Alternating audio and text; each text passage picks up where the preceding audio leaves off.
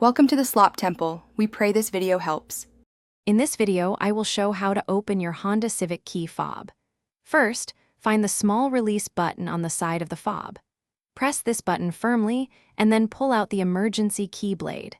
This metal key is essential for the next step, as it provides the leverage needed to carefully separate the two halves of the key fob casing. It's a simple first step to access the internal components. Now, take the emergency key blade and insert its tip into the small slot or notch you'll find along the seam of the key fob. With a gentle but firm twist of the key, you should hear a slight click as the two halves begin to separate. Continue to carefully work the key around the entire perimeter of the fob, slowly prying it open until the two sections come completely apart. Once the key fob is open, you will see the small, round coin cell battery. Before removing it, pay close attention to its orientation, noting which side faces up. Gently pry out the old battery, often a CR2032 type.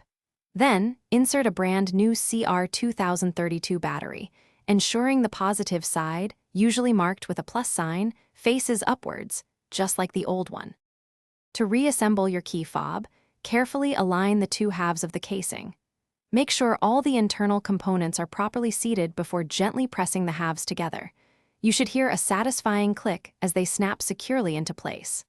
Finally, slide the emergency key blade back into its designated slot until it locks firmly. Your key fob is now ready for use with its fresh battery. Thanks for watching. Consider subscribing if we helped you.